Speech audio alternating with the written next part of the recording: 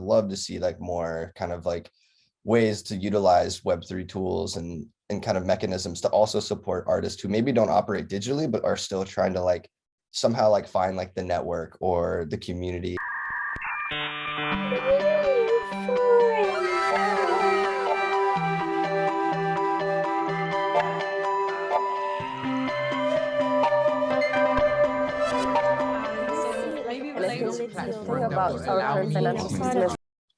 Hi, NewForum community. We're always excited to bring you inspiring and brilliant guests on our podcast.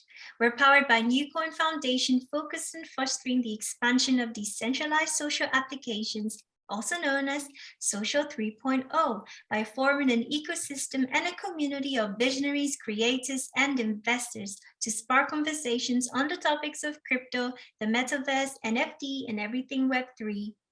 And in today's episode, we are super excited to have with us today Jay Myers.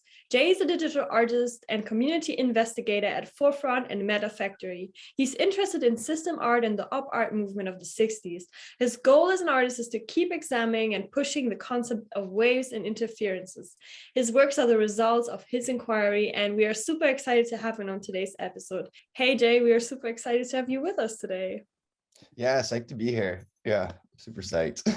Amazing. So Jay, could you tell us like how your journey with art went in general and how you got into the Web3 space? Yeah, so art's kind of like always, that's a cliche, but I was definitely like the weird little art kid in high school, and then studied art for 2 years in college, and then kind of dropped off for like 4 years or so, and then I have like an obsessive personality, so I kind of got obsessed with climbing for like 5 years, and then like pretty much all I did. And then I think in like 2018, I like visited some friends in New York and was kind of like, oh shit, there's like more to life than just climbing. Like I forgot, like I loved all these things. And then, yeah, since 2018, it's kind of been like the obsession has switched. So like the obsession's come back to art. And I've just been doing that kind of like, as like a very serious hobby in a way. And then kind of like, again, always kind of like being curious about art, like kind of is what led me to Web3. I remember finding like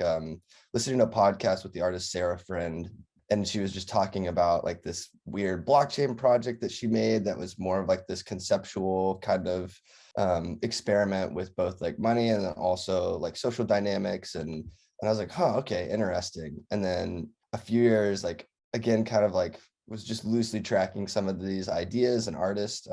And then a friend of mine was like really inside and like involved in like the investing side, and like pointed me to just kind of like gave me a deep dive. And at the time I was like working as a carpenter, like for like up until probably I started working in Web3. Yeah, I'd just been doing like carpentry, like building houses, furniture, cabinetry.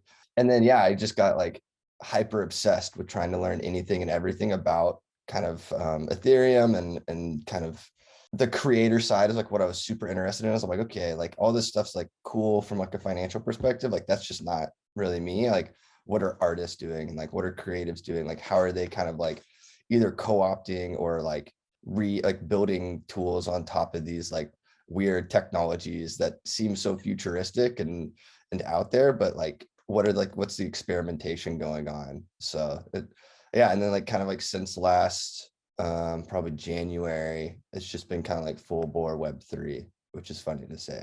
That's pretty cool. I heard you mention also climbing, and I guess climbing can really be obsessing, right? Because I know some people who like are so obsessed with climbing. Like I just try my best to not distract them, but it's just like nothing happening. So I guess Web3 did it.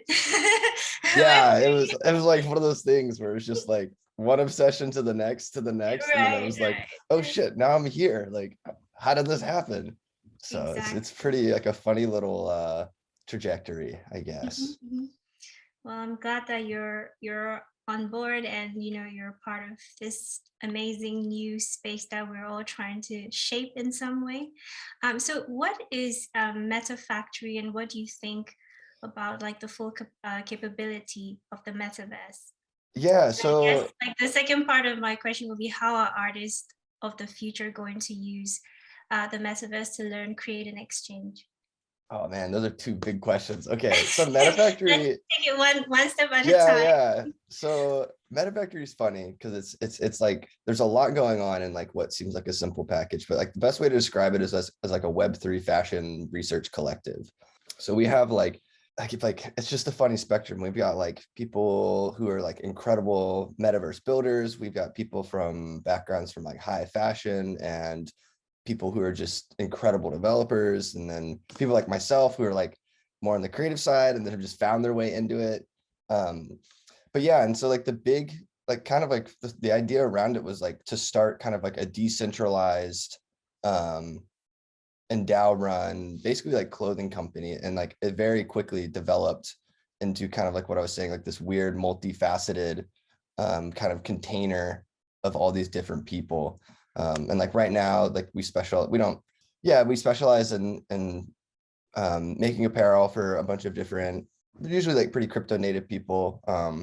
And then we're also like working with different pattern developers. So we like in New York, we have a pattern developer, the studio called Decode, and she specializes and is kind of like innovating more of like the pattern development side of fashion with like a zero waste pattern design. So all of her blanks have like 1% waste and are constructed in a way that it, yeah, just like really cuts down on traditional waste. And then like trying to like work out on like little micro factories in a way where hopefully we can kind of have like little production studios based in you know, geographic areas that then would kind of like supply for orders that come from there. Yeah, and then it's just experimentation and also like construction and sales mechanisms and working to like look at the way like a lot of like crypto frameworks are kind of happening, especially with like, you know, scarcity and abundance, and like trying to figure out ways to work that into like sales mechanisms. But yeah, and then also like really trying to like think about like culture and what is happening, and because it's also like, you know, clothing is something that we wear every day, and I think it's also something that carries a lot of power to convey just who you are, and of like it's just like this really personal thing. And I think in terms of like having it connected to crypto is like a really interesting way to, I think, either onboard, educate, and then also just kind of like show that it's not just, you know, like sending like monkey pictures to your friends or like some like random shit. Like, I don't know, it's just like a little more, that was like what drew me to it, is like it was practical, like there's an output and something I can touch at the end of the day, which I feel like is really unique for a lot of projects.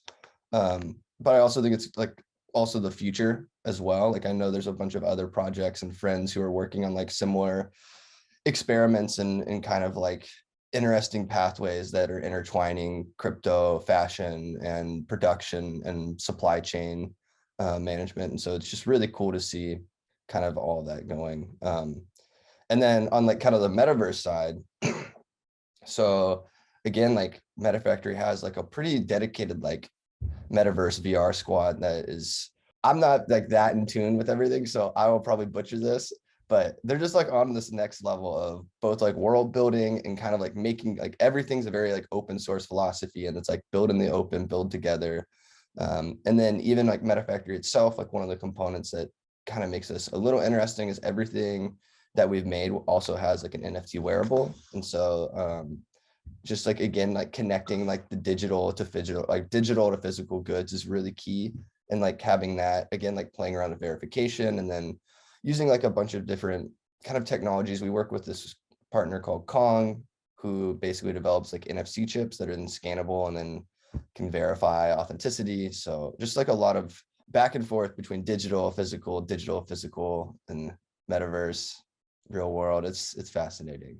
So that was probably a long-winded answer, but I know it's a great one. And I think, I mean, like Joe and I, we always talk about this idea of digital, and I think like a lot of people are leaning towards that because most people cannot grasp this concept of just digital, you know, yeah, like, you're right. And it's so hard. Even I can't. Like, it's such a like an interesting thing where it's like, what do you mean? Like, I really like to touch my clothes and like to see the detail in the seam work and construction.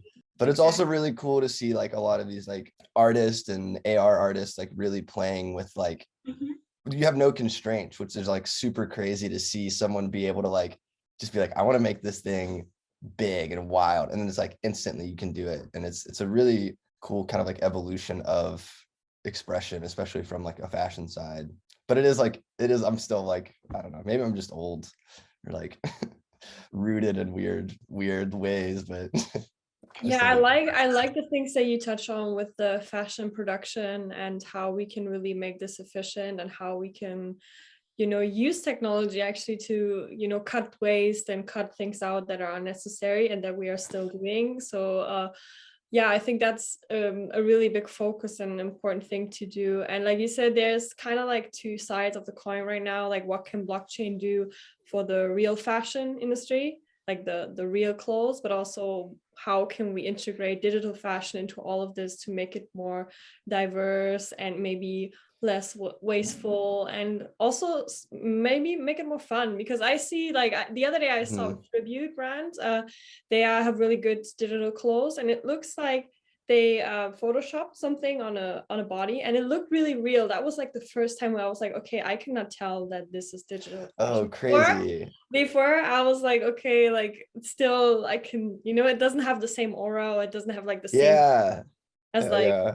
but I think we're getting there. Like, and yeah, it's great that so many people like yourself are working on these things and figuring these things out, And so I'm wondering, what do you think about social tokens, and how can they, what are they doing for like communities? For example, if the DAO has like a social token or a fashion brand, like, what is this social token bringing into the mix, kind of? Yeah, it's such a good question. And social tokens are weird. Like, I think people, not to get in a tangent, but it's like, so both like MetaFactory and Forefront have a token, and then I have like a friend who's like looking at starting like more of a fashion consulting project, and it's like looking at NFTs as social tokens as well. I think is like an interesting conversation happening now, just because you don't have to worry about some of the problems of, liquidity and just like weird things that as creators you shouldn't really have to worry about. But I mean, one thing I think that's really cool about the social tokens is it's like a way to kind of, I mean, yeah, it's like a way to center your community around this kind of like mechanism of value that everyone kind of agrees with. So again, it's like, the little micro economies, and yeah, I mean, some of it's like really abstract, but I think it's like just like a really cool way to kind of like signify, like, one, like support for whatever project you're in, and then two, just kind of like a way to align yourselves and really connect with others who kind of like either share the vision or like want to get involved. And yeah, just like multiple ways of participation as well. Like, I don't, there's definitely like a difference between like actively contributing and then like kind of like speculating on tokens. But even like people who, for like MetaFactory, like it's always like kind of crazy if you like meet somebody and they're like, yeah, like I like hold like a huge amount of like robot token. They're like, I love your stuff. And it's like, that's kind of cool. Like you're in it, like you're like supporting us, that we can like, and it's like a support you can feel as well. But yeah, and then just kind of like this, yeah, again, kind of just going back to the ways it allows people to like really connect and kind of like, it changes the way I think you view work. It's a really interesting like dynamic, because it's like it makes it a really interesting dynamic to be paid in social tokens as well, because it's like you have like this kind of like unsaid social contract of like, oh, I don't want to sell, I don't want to like dump on my friends, but I have to pay bills. But like, it's like, but I think that just shows the strength of kind of what happens when you like really start to like build out like a little micro economy around a really like hyper specific community of, they might not be friends at the beginning, but I feel like if you get involved, like it starts out as like you'll end up as friends. And so it's like a really fascinating dynamic. Like you can feel kind of like, I don't know, you just feel the ownership a little bit. You're like, oh, I don't want to sell this. Like, I've worked for this. This is like my stake in this thing that is so new and growing. Like it's cool to see.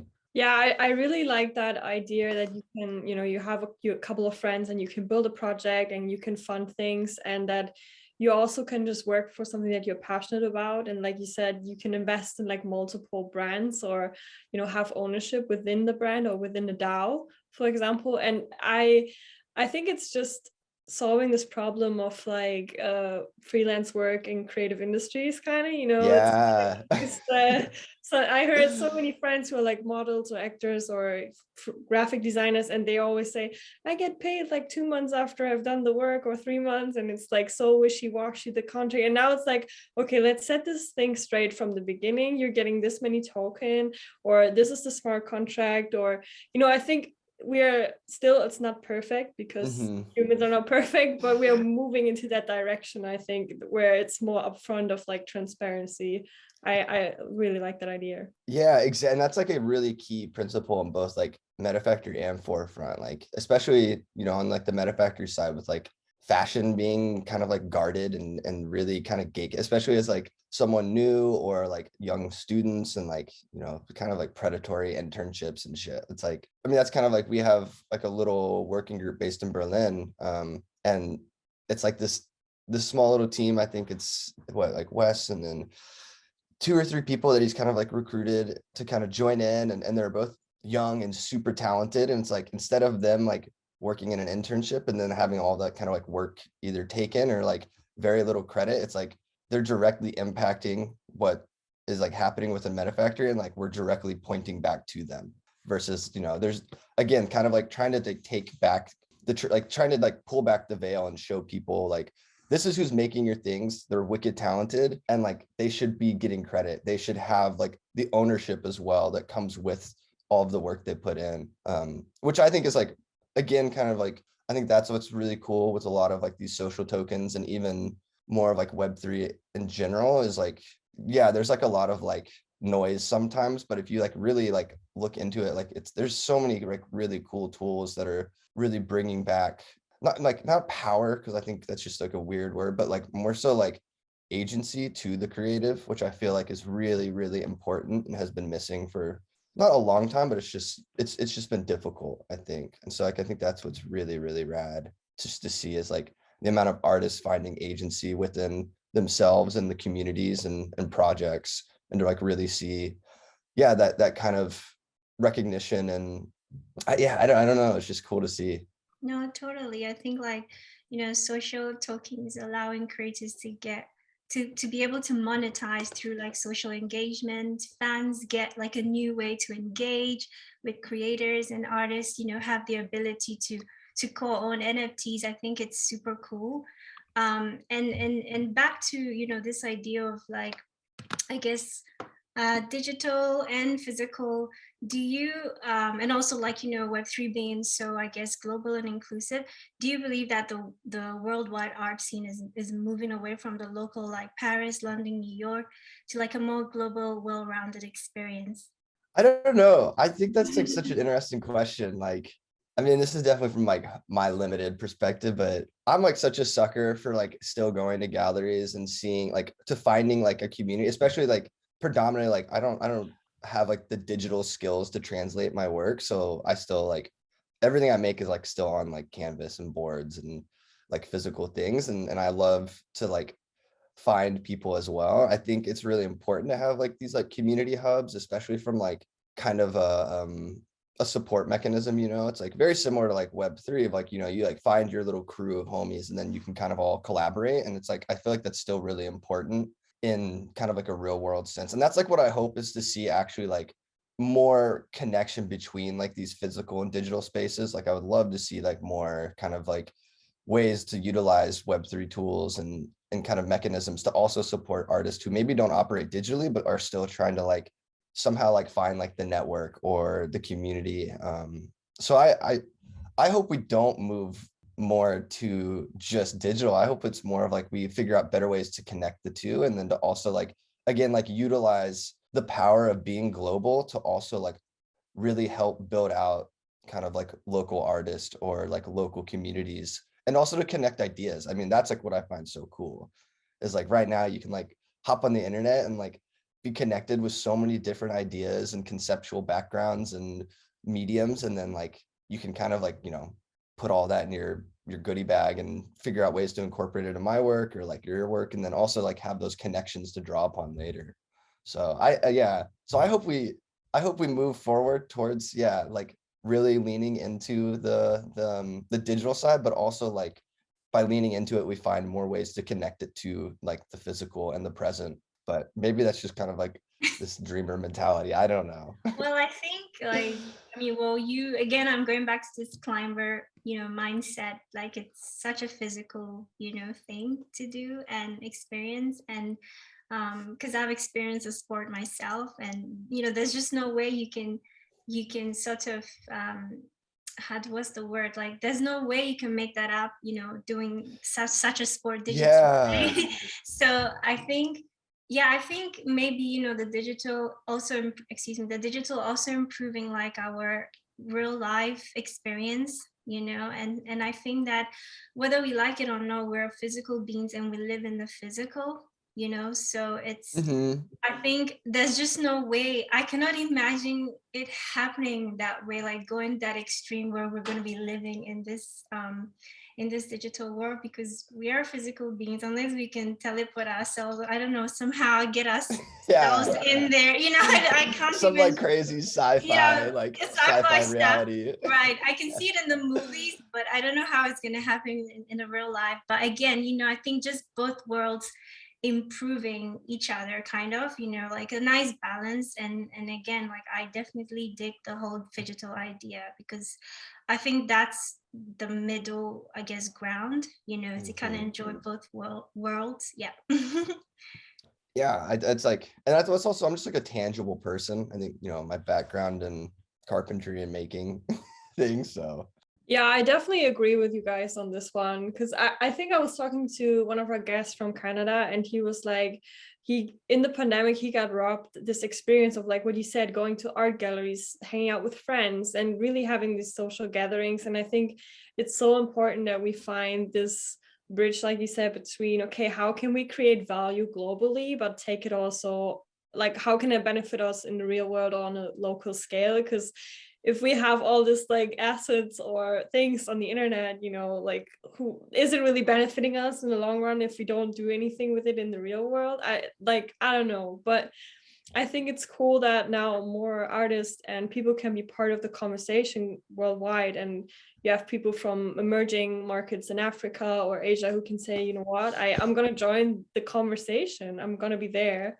and maybe later meet up in the real world. Joy, that's really interesting, because there's this idea that there's like so much value happening.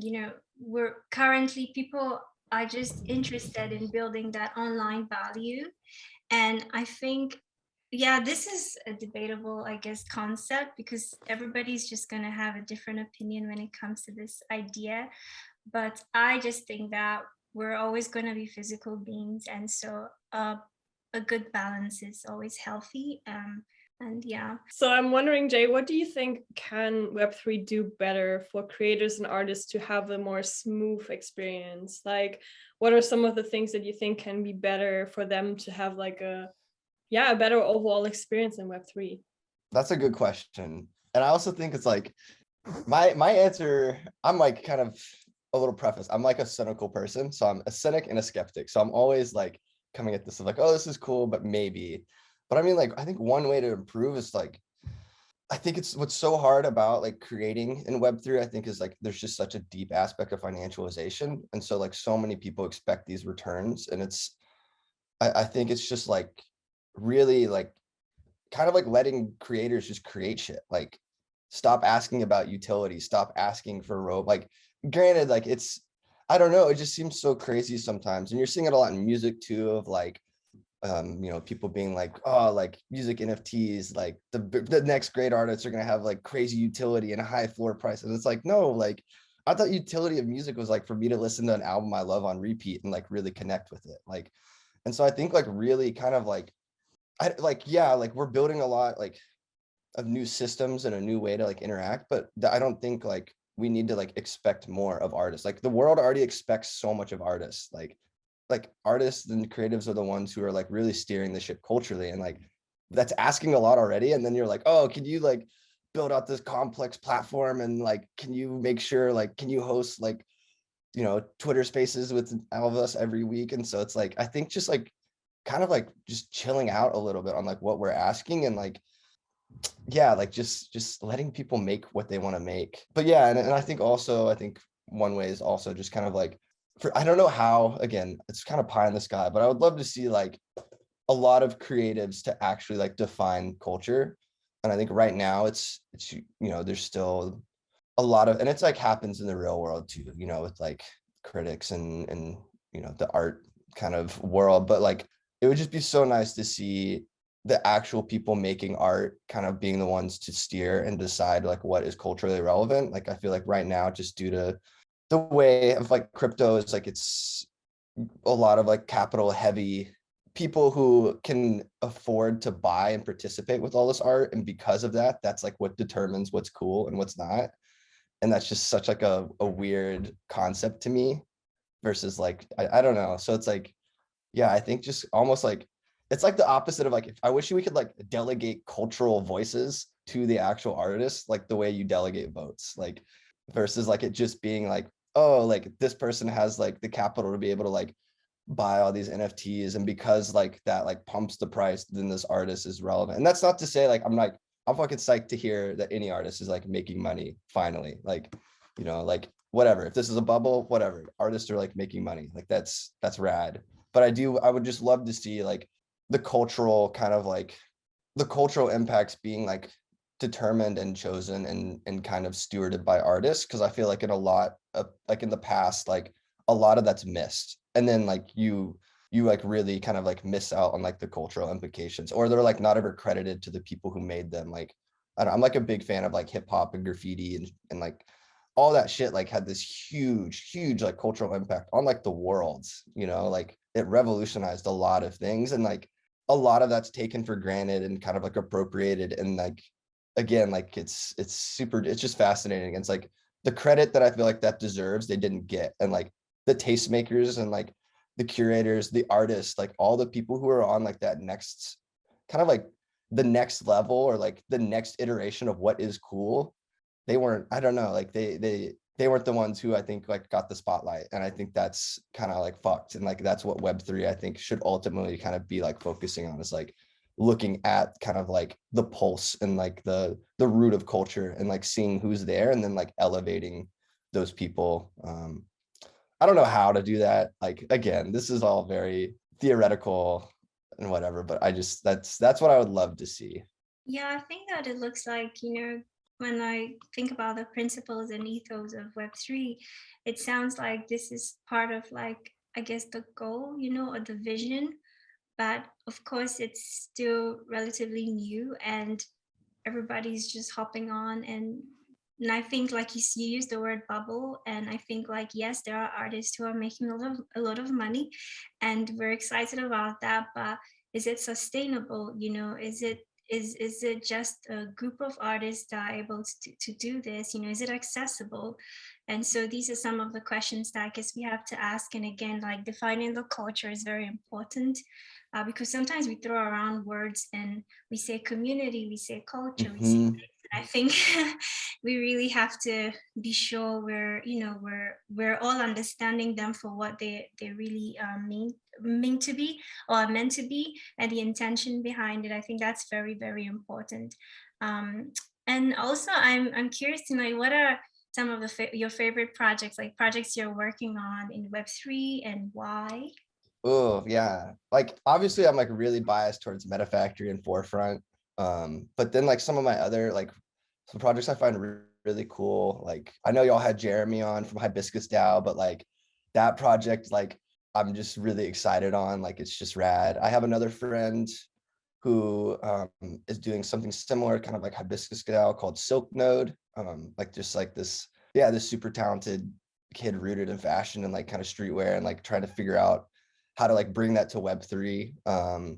That channel project by like Holly Herndon and Josh Citrella and like Interdependence, that's a really interesting project as well. And then I'm trying to think like, and yeah, there's just so much, obviously like Figure 31's work, who y'all also had on, like just like stuff like that, where it's just like these like really strong conceptual ideas that are like pushing the way that we think about art, both digitally and like kind of like just express, I don't know. Yeah, there's just so much cool stuff happening within Web3. And I think that's like it's things that I feel like just aren't elevated sometimes. And it's like, I just want to see more of those people, like the people making things. Like it's so cool. And then there's like another project by this artist named Icon. He's starting, God damn it, I can't remember the name, but it's like, he's just building this world, and like the art, the concept is so strong. And again, it's just like under the radar, like nothing. And it's like, it's so crazy. Like, yeah, it's yeah, there's just so much out there. But yeah, those are probably like some of my like top projects, I guess. But it's all every day, like I see something new and I'm like, this is crazy. Like, oh, and then another cool project is this project called Radar, which is kind of like this like kind of like futures like insight project, trying to like again like work on better ways to like see trends before they happen, and then like have them, it's still in like, you know, figuring things out, but like ways to like see trends and like see how they're play out in the future, and then also like highlight them before, and then be able to credit both the creator and then also the like kind of like the curator who was like the one like, this is going to happen, this is this trend, this like insight that I see. And that's like a cool project to me as well. Just again, kind of like any way to like anything that's like working on crediting the actual like cultural kind of instigator plus the person who maybe picked up on it, like I think is fascinating. Like, yeah, there's just so many cool people. Yeah, like you mentioned a yeah. lot of great projects and names, and I quickly want to say I agree with you what you said about cultural like leadership, kind of, because it's at the moment, or you see a lot of sometimes venture capital or people just really leading the space, but they don't have the cultural background or the understanding. Exactly. And then they might go into they build something where they don't really, they have this vision and they are driven by capital, which is valid, but they don't have the cultural background or understanding, okay, how is this really going to impact, what is really like, how we can really touch the users and bring culture forward, or can we have somebody on board on the same level who is really experienced within that space. And I think these roles should be more elevated and more highlighted, I guess, and I think Web3 is really doing like a good merge of this, you know, thinking, really bringing forward people who really care about things. And I think, yeah, that's something I wish for as well. Like, how can we push more of these people to the forefront and like exactly really have them lead the way, because we need them, you know, we need ethical like leadership, and not just, okay, we're going to throw a bunch of money at this project and nobody really knows, okay, what's really like the impact long term or something. I don't know. Yeah, and I'm just always biased. Like I feel like anybody who's like an artist or like a creative, I feel like they view the world in such an interesting way that it's just like, yeah, it's just usually not like a normal way of viewing the world. Like there's like a curiosity or like kind of like this probing of rules or just kind of like asking questions. And I feel like that's such a healthy view. And it's just like something we need more of. So it's like any way we can highlight, amplify, bring to the front, and like kind of, yeah, just make sure those people are credited with kind of the implications and ripples of their actions, I think is what's important. Yeah, and I can imagine like DAOs, you know, helping with this like pretty much this discussion we're having, because if somebody is like pushing money into something or a project that they know nothing about, they just have the money, I feel like in the end, like, are we really, is it, you know, it kind of moves this whole idea, because Web3 is moving towards decentralization. And so if you have this one person who's investing and pushing money, then they get to have a say. And if they don't really understand the culture, then what are they saying, you know? And so Yeah. it's complicated, but I think DAOs can really help this type of situation, and, you know, really help define what a community is, really help define what culture is, and also like creating this like safe space for creators and for artists to thrive, and, you know, to gain value, the value and the support that they need. I think that's like how I foresee it happening, or so being solved. And I guess I understand why everyone is saying like DAOs are the next big thing after NFTs, you know, because I guess it just naturally makes sense that that should follow up as the next big thing in the space. But yeah, I mean, this has been really great. We really enjoyed our conversation with you. And thank you so much for your time with us. We really enjoyed the conversation, and I bet our community enjoyed it as well. And so if you could share your social media, handles, it would be nice, because they might want to look for you, find you, and follow you. Yeah, so my Twitter is just at @JIsLate, and then my Instagram is _dirt_twerk _ So Once you yeah, remember. yeah, super professional. And like last time, when we were at the call and you didn't turn up, and I was like, his name's @JIsLate, so maybe I know. I was like, fuck, it's a self-fulfilling prophecy. That's funny. But this is great. Yeah. And we're gonna put all Jay's links in the description below, so you don't miss anything when you're typing. So thank you so much, Jay. Really, this was awesome. Yeah, no, thank you. Thank you all for putting up with my late tardy shit, and having a great conversation. Yeah, we are happy to have you in the community and stay up with what you're doing.